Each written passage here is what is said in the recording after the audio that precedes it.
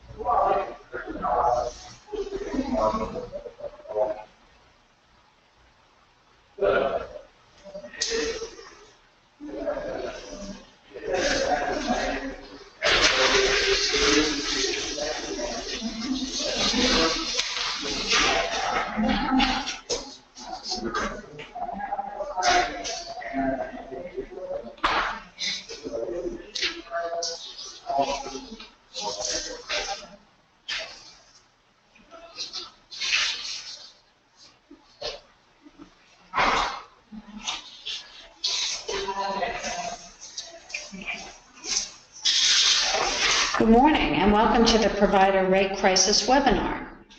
This is Margaret Hooper, Public Policy Coordinator for the Florida Developmental Disabilities Council. Today's session will cover overall information on the provider rate crisis, how it affects individuals, families, and care providers, and what can be done in order to reverse this cycle. Please note that all attendees will be unmuted during the webinar. Questions will be answered after today's session. In order to ask a question, you will note that in your control panel window on the right of your screen, you will see two blue tabs. The first is your audio, which controls your volume settings, and the second tab, the questions section. To ask the speaker a question, use the Type Question Here box and simply type in your question and hit send to ask the speaker a question. Your question will not be seen by other webinar attendees. Again, we will have a short question and answer at the end of the presentation rather than disrupting the flow of the webinar. Some questions may provide feedback or topics for future webinars and trainings. However, we may not be able to get to all of your questions. With me today are a few guest speakers from our partnering organizations, Suzanne Sewell, President and CEO of Florida ARF, and Deborah Linton, CEO of the ARC of Florida.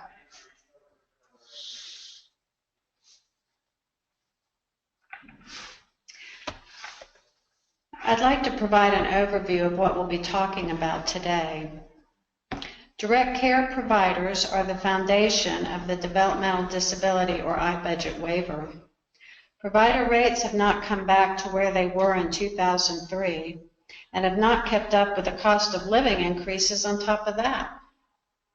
Providers have been going out of business at an alarming rate, which makes it difficult for families and individuals to get the services they need.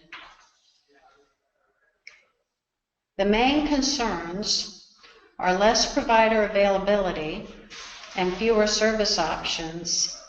And sometimes there is only one provider for a certain service in a certain area, which limits the choices available to families.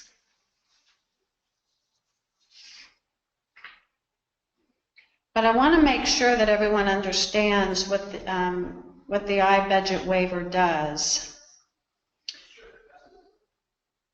The I-budget waiver is how Florida pays for community-based services for people with developmental disabilities.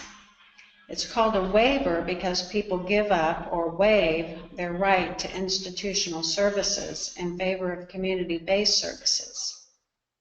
Community-based services give individuals with intellectual and developmental disabilities a chance to live in the community.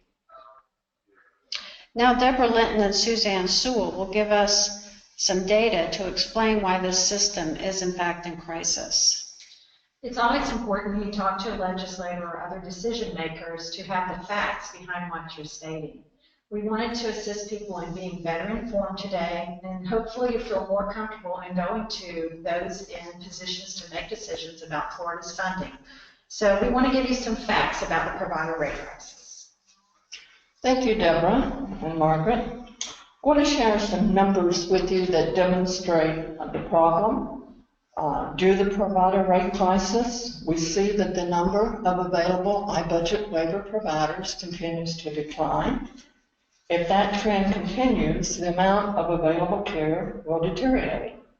We've looked at this over some time now. We noted in 2015, out of a list of close to 10,000 available providers, 3,517 had left the program.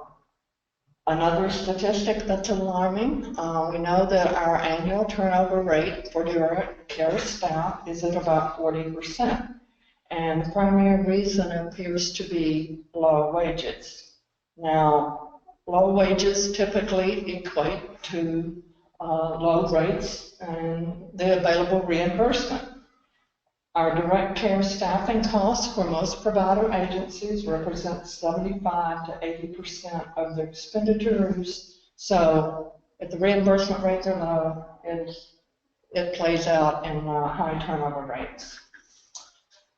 We looked again in July 2016 to see what was happening in this regard, and we noticed for certain key services under the waiver, such as adult day training, residential habilitation, supervision and training, supported employment and personal support services, that we've seen a 37% decline in providers who are providing these key services. So this is obviously a trend that's not sustainable, and rates play directly into this.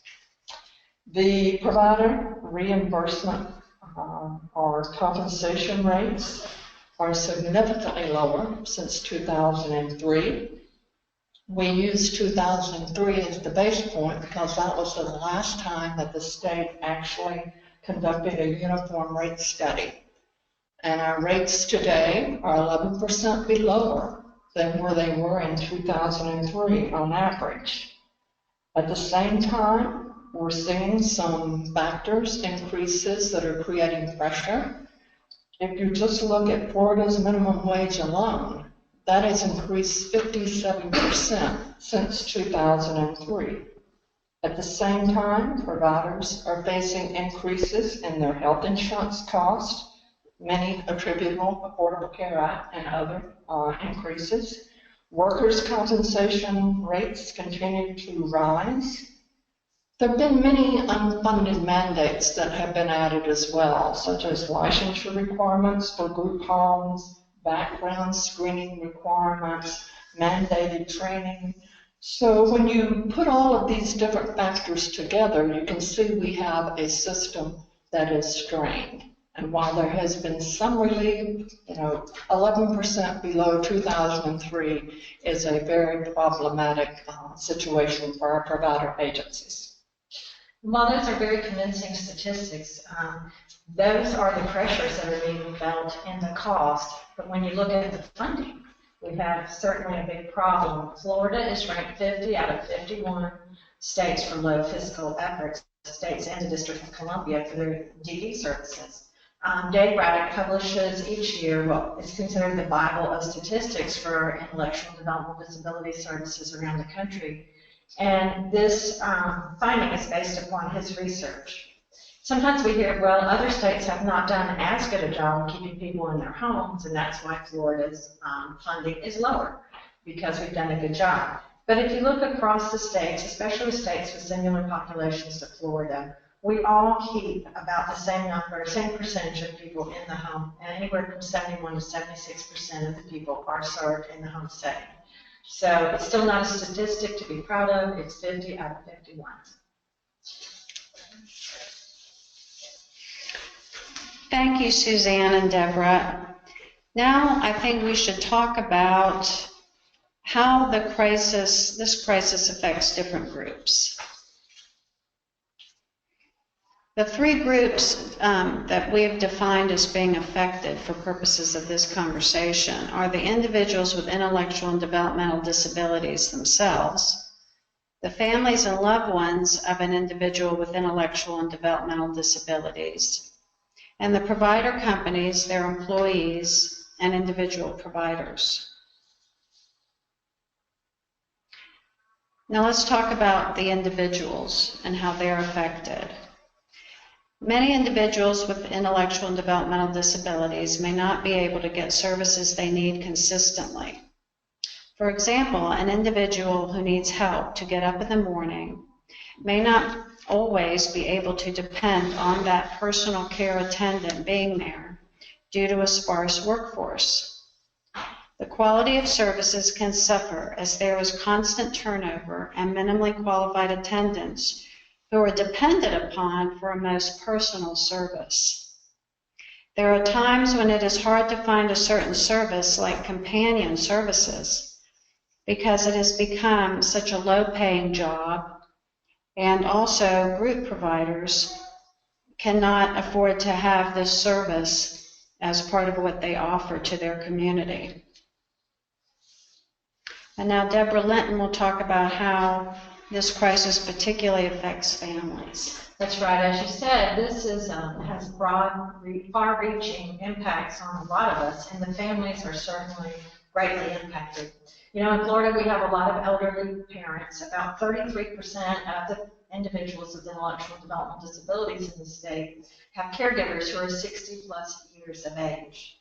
Those individuals many times are now facing their own health crisis and other changes in life that make it difficult for them to be the primary support giver anymore. And that impacts them when they can't have the supports they need from the system to come in and allow them to help keep their family members at home. In addition, we have about 35% of the people in the state that are served who have caregivers that are anywhere from 41 to 59 years of age. That's important because a lot of these people are now working towards, this is their high earning years, trying to plan for their retirement. They may have some transitional changes in their own life, and they need to be able to count on the services. To have to give up your career at this point can be devastating for the rest of your life as far as your retirement is concerned. And this rate crisis impacts them too. A lot of people can understand that single parents is maybe very difficult. The single parents who are trying to keep their jobs and balance all of the responsibilities of family and home life can be greatly impacted when they cannot count on a caregiver to be there to come and assist them with meeting their service needs. So due to this provider rate crisis, many families are unable to find the support services their loved ones need. Family members must make difficult financial sacrifices in order to take care of their loved ones. And families may have to request out-of-home costly residential placements if we can't meet their service needs. So I think I'm going to talk a little bit about the providers. Thank you, Deborah. Providers exist to meet the needs of families and individuals. And as we've discussed throughout this presentation, they're facing many challenges and pressures as a result of low reimbursement rates. The current provider rates, in many cases, do not allow employees to earn living wages. In addition, federal mandates have increased wage requirements, particularly in our Department of Labor program. And because of this provider rate crisis, we're seeing some trends that we really don't like. For example, providers are having to limit their services, one being respite care. And a recent analysis we did shows that for providers who offer 2 or more services through the iBudget waiver, that there's been a almost 49% decrease. So that means providers are having to focus on a key service or services that they can cover cost and not offer the full menu that was available in the past. Providers report that they're having to hire less qualified staff because they basically cannot compete with wages. Average wage in Florida right now seems to be a beginning wage about $9 an hour, $8.50 to $9 an hour for our direct care staff. I think many retail stores you can begin employment at $10 an hour. So we have some major challenges there. We told you earlier that providers are facing high turnover rates, 40%, some cases higher than that. We've seen providers have to close their doors. And very disturbing is that many of our direct care staff report having to work 2 to 3 jobs just to make ends meet. And this all has reached the point of being a crisis for our direct care staff and the providers who are trying to provide quality services.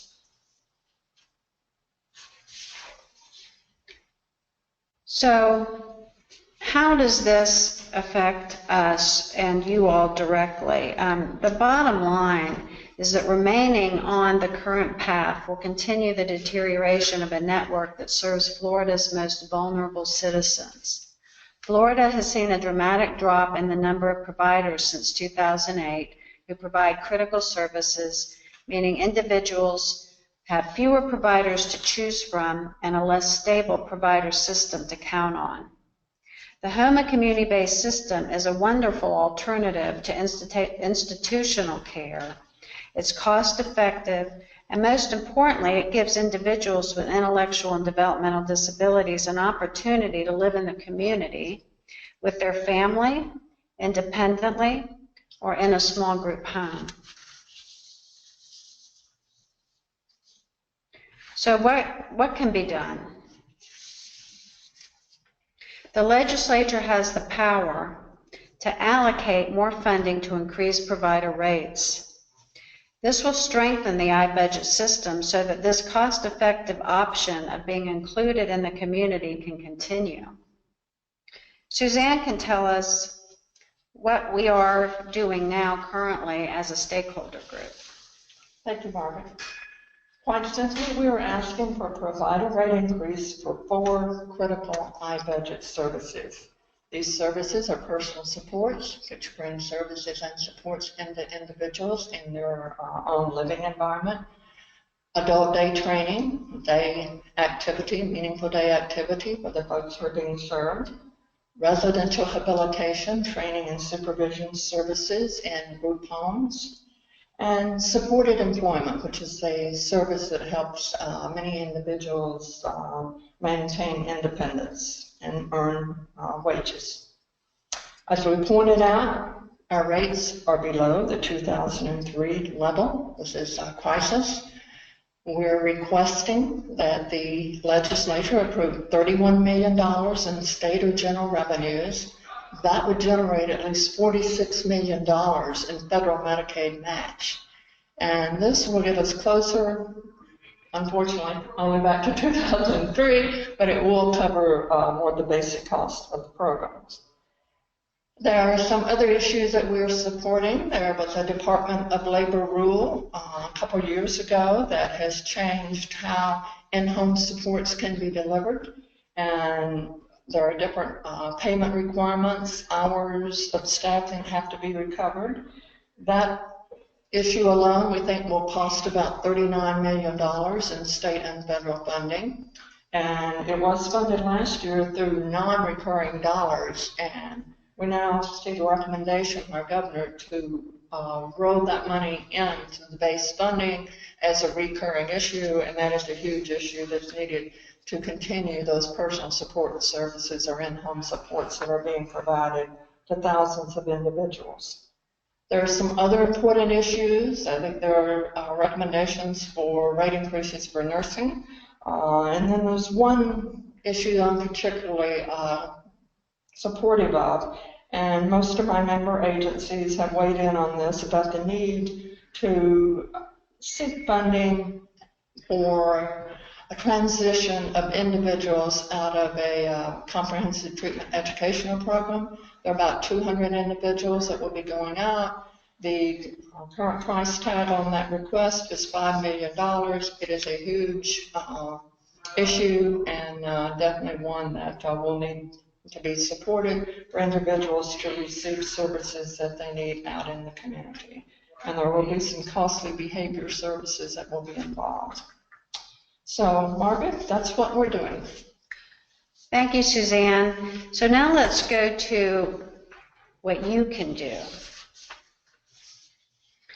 You can get involved with developmental disabilities community groups in your area.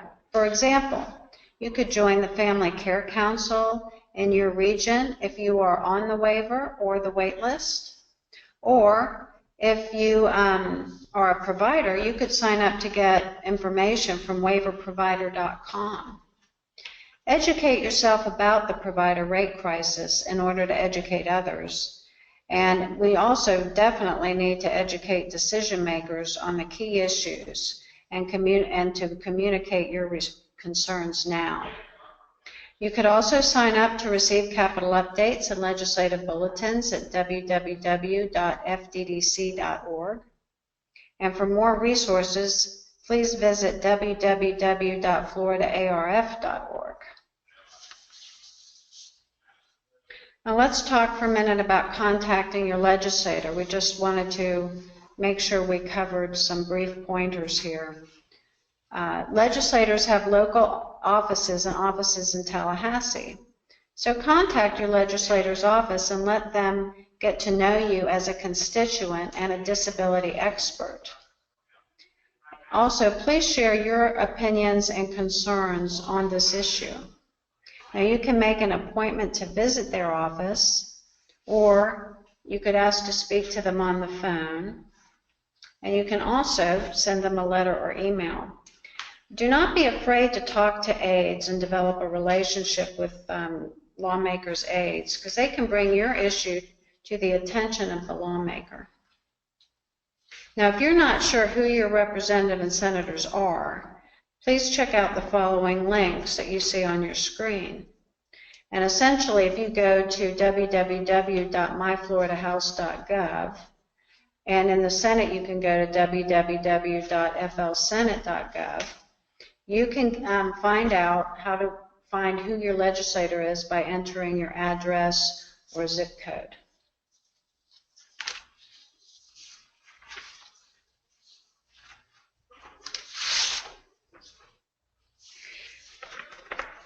Now we will begin the question and answer portion of the webinar. Remember, if you have a question, use the Type Question Here box and simply type in your question and hit Send to ask the speaker a question. Your question will not be seen by other webinar attendees. Deborah, do you have any questions that you can relay to us that you see here? Yes, we see several questions on the board, so I'm going to read through them and then we'll attempt to answer them. Let me start. I'll start with one. What can be done for individuals who attend an ADT program and have severe disabilities, are in wheelchairs, unable to move their wheelchair, not able to feed themselves, and incontinence, and are only supported at a 1-to-3 staffing ratio because they don't have behavioral issue? So no one thinks of this. 3 individuals when 1 staff, and the building catches on fire. Staff is imposed with the issue of who's it's a health and safety issue that I think you're trying to get there on the 1-to-3 issue, and it's like if they don't have behavioral issues, why is that not taken care of? Anyone on the panel want to address that one? I think it is an individual my client requests, it has to be reviewed by the support coordinator, the individual, the family. If the needs are not being met, then it would involve going through the SANS, the special review, to request approval of additional staffing and supports. I think there has been a lot of talk about the medical needs, those who are more medically involved, and some people would say that they don't feel the assessments are not address their needs as well as they do the behavioral folks. I do understand your question. It is a health and safety issue, and I think that needs to be brought up in the SANS review when it comes to ability to self-preserve. What about people, here's another question, what about people who do not have an accepted disability, that keeps jumping on me, accepted disability for the Agency for Persons with Disability waitlist? They only cover 7 disabilities. Is there any way to add more disabilities? I'll answer that. More disabilities have been added through the years. It takes a huge push downtown to have varying disabilities added to it. And so that's what has to happen. If there's a particular syndrome or group that wants to be added, you have to get downtown and really push for that particular group. Deborah, there was one I did, I see popping up having to do with the rate increases for companion services. Yes. That has been looked at, as we understand, addressed through rate changes and would be covered by the Department of Labor recurring staffing funds that I discussed. So that service should have been addressed through those recurring funds if they will show up again in the budget. So it was not excluded per se. It is a part of another issue. Right, it's a part of that recurring non-recovered. Yes, that's why, because we did realize that companion needed to be increased. The proposed increase you were asking for, any idea how much closer to the 2003 rates that it will bring us? Yes, that is to try to bring us back in line with the 2003 rates. And another question said, well, why are you only asking for that? This is a difficult push. You know, it's very clear to those of us who work in this field, but when you're downtown, you're up against a lot of other groups too. And you are talking hundreds of millions of dollars to try to bring this in line and basically to get us back to 2003 rates. So I don't know if Margaret or Suzanne want to add to that, but it's a huge push just to get us back to 2003, which is sad. I agree. I agree. Here's a question. Does APD have a standard form that they sign off on which states the individual with a developmental disability can be left alone for any period of time if they are in a personal supports live-in situation? Providers are 100% liable yet not being reimbursed for the full time we are in the care of the individual. As well, providers must follow Department of Labor guidelines and pay staff for this time, even though APD is failing to provide full payment for these hours to us as a provider.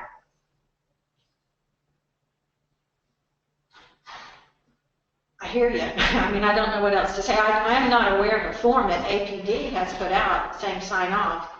You know, it reminds me kind of the supported living services where you may only get 10 hours a month of services funded, but they're on call 24/7. The state has had the luxury of, you know, saying they're responsible no matter what, even when they're not paying for the time. But it's a valid point. You're 100% liable, but you're not reimbursed for it. I can't give you any good reason for that. I'm sorry. Anybody else want to answer that? Okay. Covered what we know. If you go back to 2003 rates, would that still place Florida at the bottom of the barrel for assistance for our IDD services? That's a good question. I haven't done that analysis. I'd have to do that. Do you know if there's been any action taken from the Milliman rate survey that was done? There were 2 Milliman studies. One was the Department of Labor hours, staffing units of service that would be needed to comply with, it was called the Home Care Exemption Rule. Study has been released, and that information is being used to support the recurring funding, as we understand it, for the 39 million that I've, gone back to. So that's a support for that particular issue. There's another one, and that is addressing behavior services, and that I think is supposed to be coming out anytime and will tie into the issue that I mentioned to you about transitioning individuals out of a CTAP program. So we're waiting to see that, and I understand that we'll have information on cost models and the services and supports that will be needed for the intensity or the enhanced intensive behavior services model. Right. What organizations are in agreement to the funding ask? A list of organizations that are on board support funding increase can be effective in relating to legislators and their staff. We do have several organizations on board, and especially last year at Developmental Disabilities Day, you saw many of those organizations in the courtyard. Margaret, you want to talk about our partners in this effort? Yes, we've got, in addition to ARC of Florida, Florida ARF, and the Florida Developmental Disabilities Council, the Florida Family Care Council and waiverprovider.com are supporting us on this issue. So, and you'll see their emails to the end of this presentation if you'd like to contact them. Another statement, actually, and I think a very good statement is, I'm a senior taking care of the needs of my child. There needs to be teaching for us. When my child was young, I never thought about this. I know a lot of families that feel the same. I would echo that. I think you're right. Some of those senior parents and your child's needs change over time. I am in full agreement. There needs to be some service to assist you in learning better how to take care of those needs. When is Developmental Disability Day in Tallahassee? Margaret, you want to talk about that? Sure. Developmental Disabilities Awareness Day is on March 21st this year. That's a Tuesday. Up at the Capitol, we'll have exhibitors on the second floor. We're going to have a press conference probably around 10 or 11 in the morning. That's to be announced. We also will be giving out the Adelio Valdez Leadership and Self-Advocacy Award. And it's also a wonderful opportunity, if you can come up here, to go and see your local representative and senator, and also to be part of a group so that they will know that there are a large number of individuals and families who are members of the developmental disability community, and so we hope to make an impact. Particularly on Health and Human Services Appropriations members, because they have a lot of big decisions to make and a lot of human service needs, and it's important for them to hear from you. One of the questions is there anywhere a person can go to see what the actual reimbursement rates for different services are based on level of need? And yes, that provider rate table, you can generally access it through the APD website, but also at the ACA website. This particular webinar is going to be recorded, and these slides are available. A lot of you are asking that because you want to use them to talk to your legislators. And perhaps when we send that out, we can send the links to that provider rate table too. I think that would be good. We're getting a lot of questions about, have you reached out to other groups to get them to support this and be on board? We have reached out to some other groups, and last year you saw a larger coalition than what's doing the webinar today. But yes, we would see other groups coming on board. Some of the groups that people are asking about, however, I will tell you there are major changes in Medicaid, and they are very busy working on those other changes in Medicaid. It might be difficult to get them on board with our issue because overall, at the federal level, Medicaid appears to be changing, and I monitor many of the other groups, and they're working on that issue.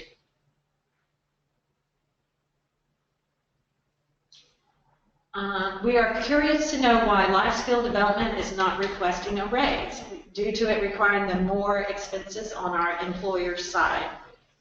Anybody want to address that? So, they're asking why there's not an increase in our ask for life skills development, which Life skills development covers a variety of services, adult day training being one, the companion issue, Support employment. and so there are parts of that included. I think you must be talking about one specific, maybe service, but some of life skills development is certainly included in this ask. Do you have a one-page sheet that has the bullet points of the shortfall and what the ask is for families to use when contacting legislators? Yes, we do. Yes, we do. We have it on our website, www.floridaarf.org. That was spelled out. I think Margaret, Deborah. Right, we'll post it on ours today. So yes, we'll have these available for everyone. For our particular website at Florida ARF, look on the grassroots page. You will find our platform, you'll find talking points, and as the session progresses, more information will be posted, and I think probably most of us do that in our particular groups we serve. We have a brochure on the FDDC.org website that matches this PowerPoint presentation, as well as the first version of this PowerPoint is also on our website. And as Deborah told you, you will be receiving a copy of this one and the recording of it to use as well. And we'll probably develop another infographic that also talks about more of these statistics for those of you who really want to be specific about what we're talking to our legislators about. So, and we'll let you know. We'll put that out on our listserv. Okay, all of these questions are of great importance. Concerning pay scale per providers, the agencies want at least half of provider pay. The costs out of pocket to drive people to activities, supplies, etc. Responsible for paperwork for agencies and pens. Basically everything is there, or can there be something done to hold the agencies responsible to pay coaches? Personal support's enough to cover those costs. That should be provided for agencies since they want to deal and operate like a company but not pay taxes. Any thoughts or feedback? Well, basically 80% of a provider rate generally goes to the payment of people like coaches or the payment in-home supports or whomever. There's really no getting around that. You really have to do that. Now, on some of the services, when you carry an employee full-time for 40 hours a week, they don't always have, well, they never have 40 hours a week usually in billable services. You're lucky if they have 80% of the time in billable services. And so the agencies are carrying, those required things such as health insurance under the Affordable Care Act, workers' comp, employment comp, and unfortunately, those are all very expensive. So the standard is usually about 80% of that provider rate is going towards the salaries of those coaches or other individuals. I think a point to remember, Deborah, the reason we go back to the Mercer rate study, although it is old, but the methodology included not only staffing, it accounted for program costs, administrative costs, so it seemed to be a sound methodology about how to set rates. So obviously you're wanting a rate system that covers the overall cost, which you've identified here as some of the things that are not picked up under staffing. So when we look at it, we try to make sure that we are accounting for some of those ancillary costs or services and administration. And it's a good point. We understand. It is, and as an employee, I can understand your question. I see another question up there saying the agency takes 50%. I would be surprised, but 50% is very high. There's also all those mandatory training requirements that we see in the new handbook. Time is money. You have to be on your employer's clock, but they're not going to be able to bill for that time. So all of these things tend to add up. But usually 75% is low, 80% is about average of the rate that has to go to, that usually goes to employee pay. Any reason there's not a request to increase rates for behavior assistant or level 3 behavior analysts to levels that will match the new Medicaid rates for behavior analyst services for children under 21? And that's a great question. We all know that we are losing behavior analysts at an alarming rate in this field because they could go elsewhere and make more. I had thought that the agency was going to try to address this. Sometimes we have to divide up the various causes, but I think that's a very legitimate concern. We are suffering for that in this field. Other folks are paying a lot more. Private insurance is taking them. School boards are taking them. And we have so many people on the wait list who need this service for their children. And they're so disappointed when they get on the waiver and they're not going to find a provider. It's an excellent point. And we are still waiting to see the Milliman study, what those recommendations are as far as cost and what the reimbursement system should be for the behavior model. Right. I know that you've not brought up the new iBudget algorithm, but do you know if it's working? I was told by a waiver support coordinator that every client she had was reduced under the new algorithm.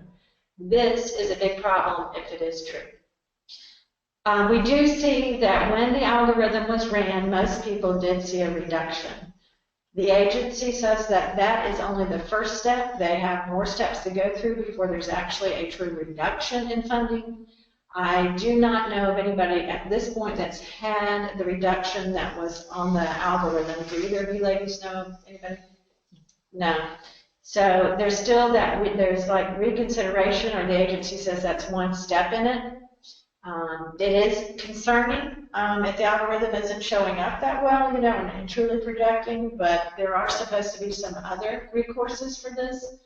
Not sure that we're at the end of looking at those other steps in order to have funding restored, but right now people haven't lost their funding yet.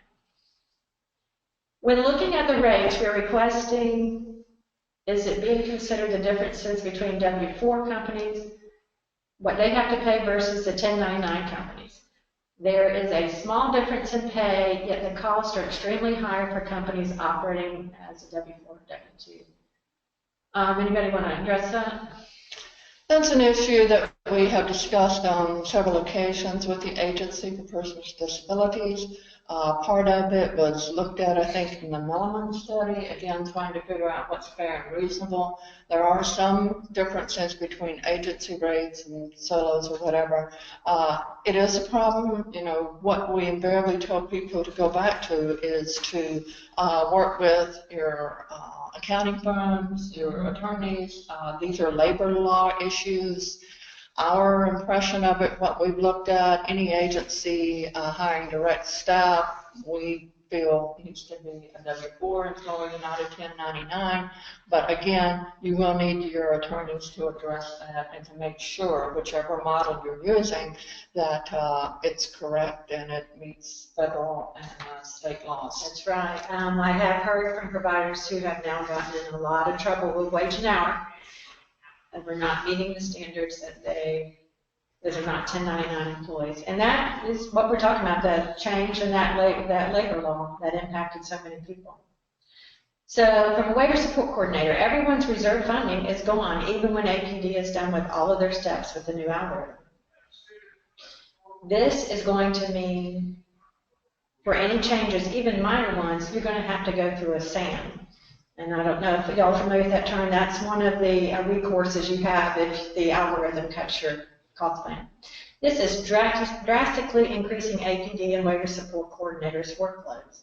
And I would think that it does, and it doesn't really make sense. If the algorithm's working, hopefully you wouldn't have to go through this much, but it seems like everybody's going through it, and it does increase everybody's workload. But I'm going to tell you, it isn't just waiver support coordinators and APD. I know for the providers and the families that keep coming back for more and more information. It's not the best system. The SAM stands for Significant Additional Need.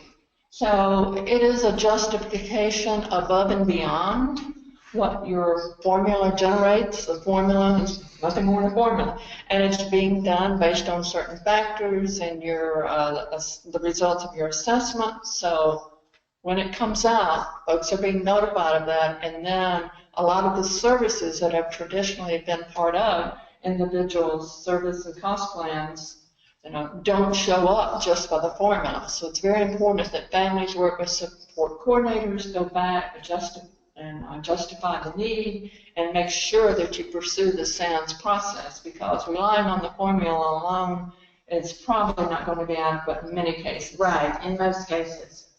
Okay, 1099 companies are not having to mandate contracted employees, whole liability insurance, commercial vehicle insurance, etc. This puts our consumers at high risk. Is this being addressed with APD?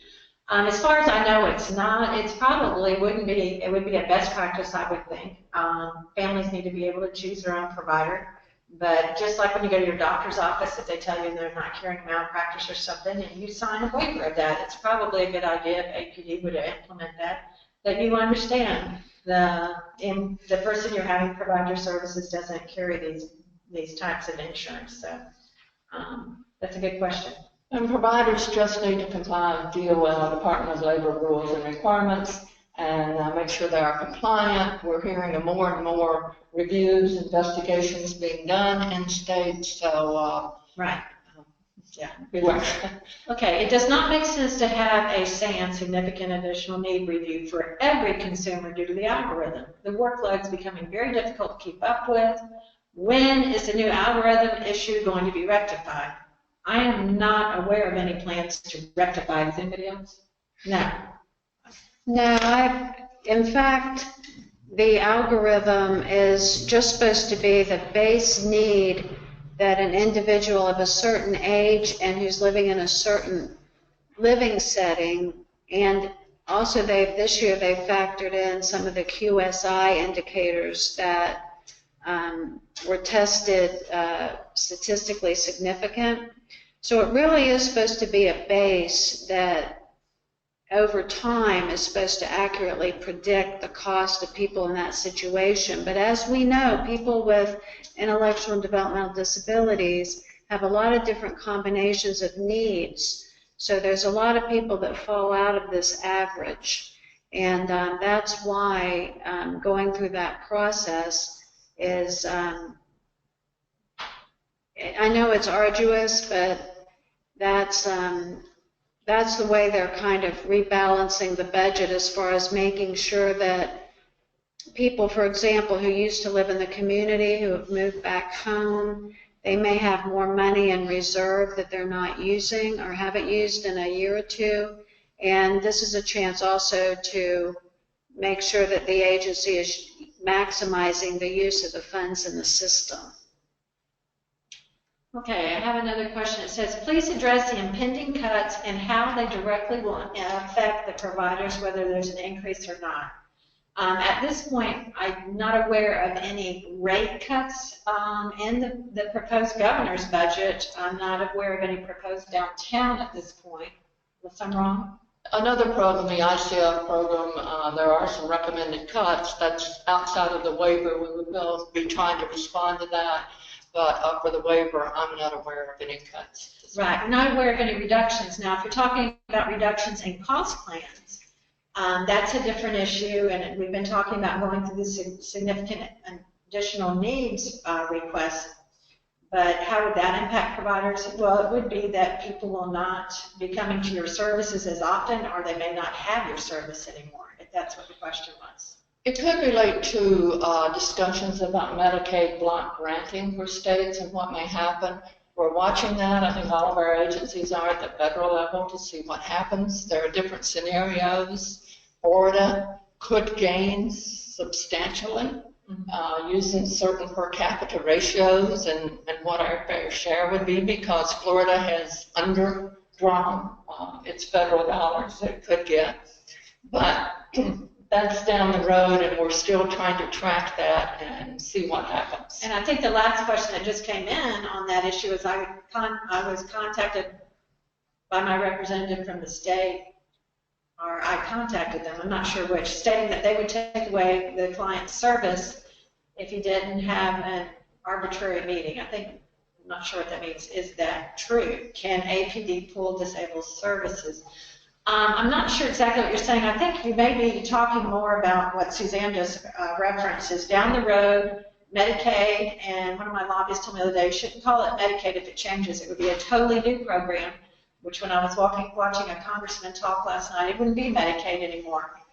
And that's a whole issue for another day as to what services will be on that menu of services if we end up block granting those funds to the states. But I'm not sure what else that question is. The iBudget waiver and other waivers are considered as, quote, optional services in Florida. That means there would be probably a fair degree of discretion about what the state wanted to fund and continue with. But again, we have to watch that and see how that plays out. If Florida gained more money, you could add more. Right. But, you know, those are unknowns at this point. They won't be entitlements. They would be optional services. That's all we know. Okay, many parents come to our agency and complain about the struggles of being on the wait list for so long. They always ask, how long? 20 years, 10 years? They state that they call APD, but no one gives them a straight answer. APD probably can't give them a straight answer because they're relying upon funding from the Florida legislature each year to take more people off of that wait list. And I get these calls every day in our office, and some of them will just break your heart. I mean, they are hanging on, you know, by a thread. It is sad. We need to fund that wait list. This goes hand in hand, though, with this provider rate issue because it doesn't do you any good to come off the wait list if you can't find a provider to do the service. Have other states experienced as much of a provider loss as Florida? You know what? That's a great question. We, communicate with our national peers. It lines up with rates, and if you have a system that is well funded, then there tends to be a robust provider network. Right. Where it's very limited, it is more and more of a problem. I see lots of correspondence from other states having to do with low wages and turnover and those problems. So depending on how conservative your state is, it's more of an issue typically.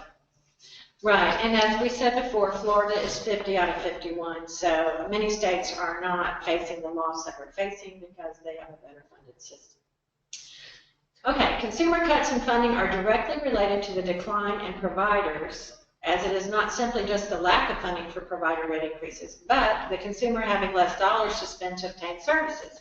Increasing provider rates will not assist providers if the consumer is simply going to have less dollars to spend.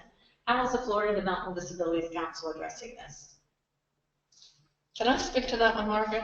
Please. I know it came to you.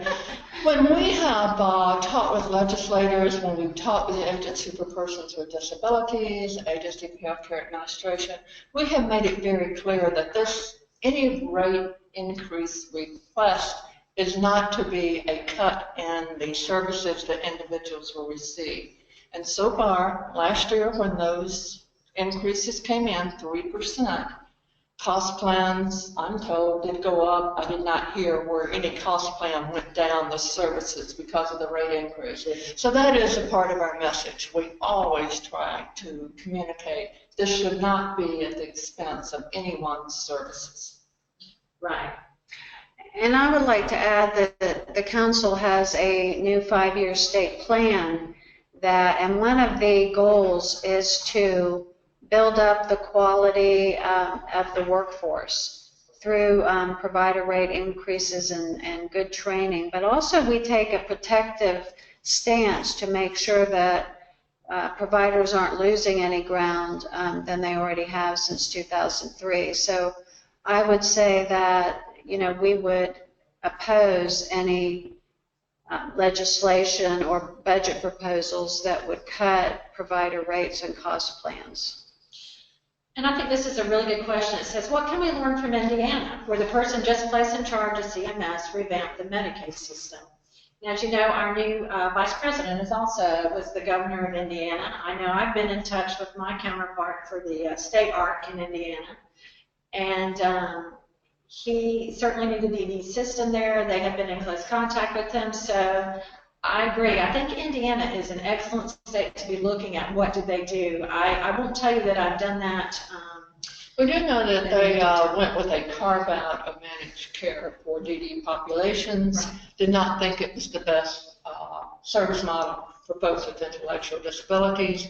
Really appreciated that. Their program is big on working and earning, and some co-pays. I did not see anything, and I have not done an exhaustive study, but what I have looked at, it did not seem problematic for our model. Right, right. And that was what I'd heard from my counterpart there. The person that represents the state per clients receiving services from APD, and that's a question mark. I'm a provider. I received a call to do a meeting to see if the client still needs services. The client had a meeting 3 years ago, and he didn't want to do another meeting. I contacted the state person. They only gave me their name and said, hi, I'm Linda. I need to do a meeting with the client. When I returned her call, I told her the client didn't want to have a meeting. She told me we will pull his services. Is that true? Trying to clear up my earlier question. I know this is all subject now, but trying to clear up my question. I'm guessing someone needs to run the QSI, which is ran every 3 years. That's the assessment, and yes, they do need to participate in the QSI. That is a necessity. You know, like any government funding you get, there's going to be some requirements with it. And so that QSI assessment, that's a requirement, and they should participate in that. All right, is there a reason why the Florida Developmental Disabilities Council and Florida area are not trying to get the legislature and governor to end the waiting list? The original waiting list in the 90s was 15,000 today. It's over 21,000. This is unconditional and should be unacceptable to anyone in this state. Why aren't we protesting about it? Why aren't the organizations up in arms and mobilizing? Don, you want to answer that? I'm going to answer that from a Florida area perspective.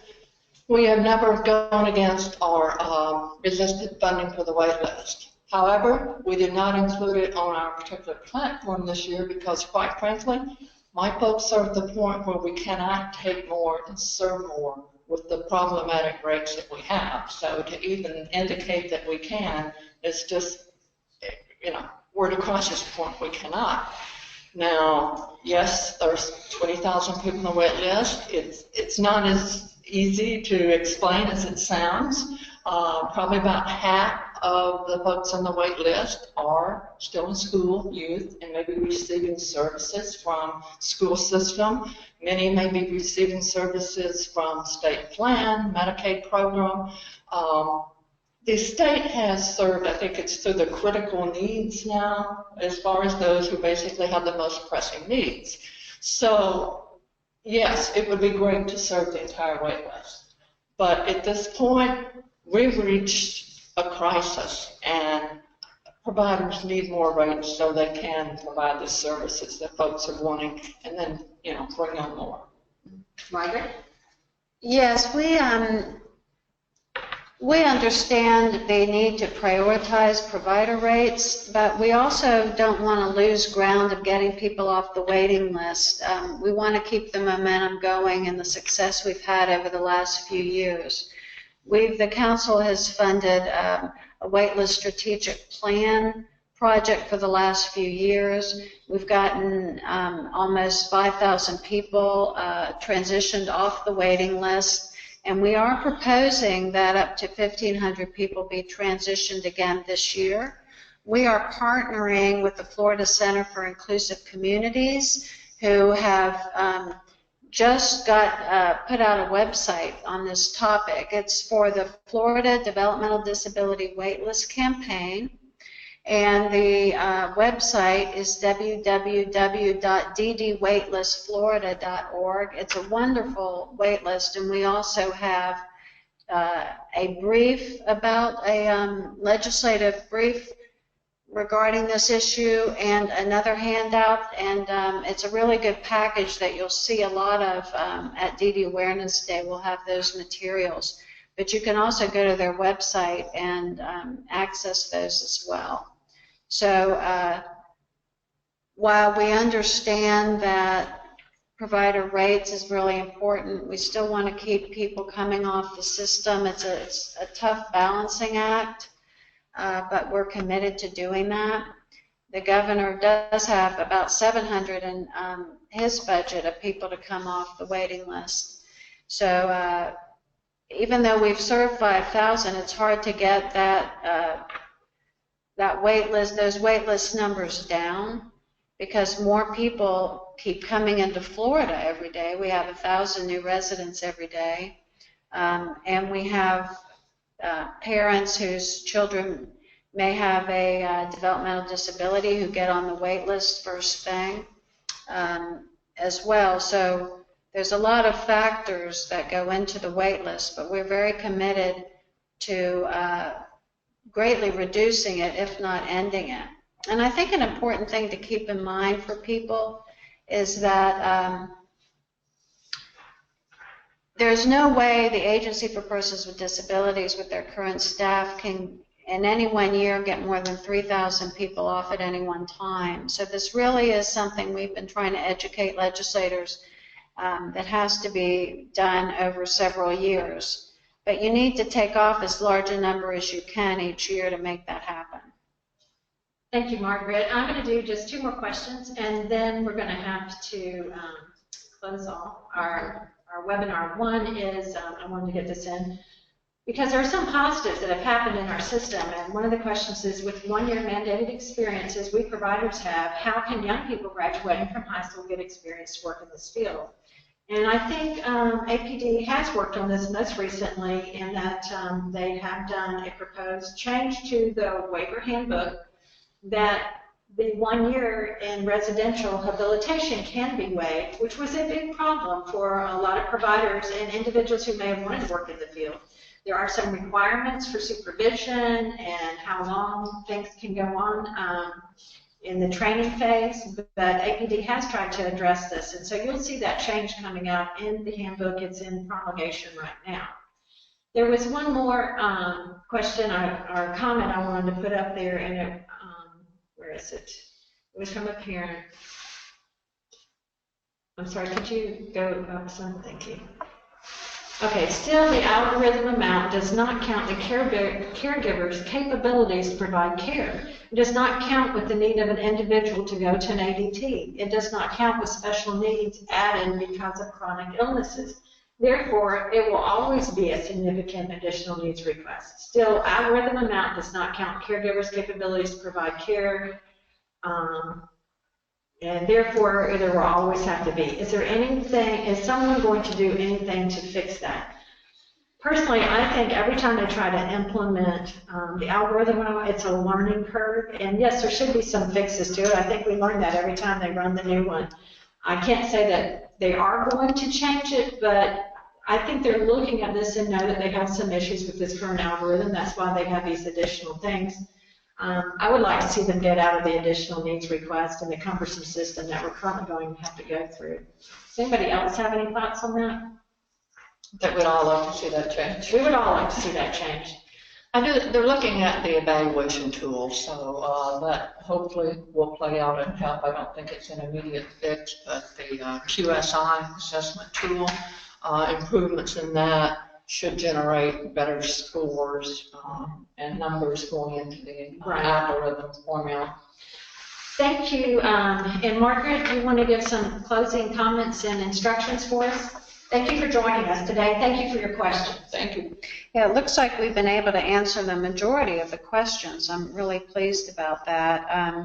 And I wanted to take time to thank our partners, waiverprovider.com, Florida ARF, the ARC of Florida, and Family Care Council. And I also wanted to repeat the, that wait list website one more time, if I can pull it up. I think it's www.ddwaitlistflorida.org is what I remember. We had a last-minute request to repeat that. And it's the End the Waitlist campaign by the Florida Center for Inclusive Communities. And we had a request for that. So we would like to thank you all for attending today's webinar, and we hope this session was informative. We also hope that you will use this webinar as a valuable resource to help educate and empower others. A recording of today's webinar will be emailed to attendees once we conclude this session. We will also place the recording on the FDDC website. Once you exit the webinar, a brief survey regarding the quality of today's session will appear. We encourage you to fill out this survey as it will help us better serve you and provide feedback for future webinars. Thanks again and have a wonderful day.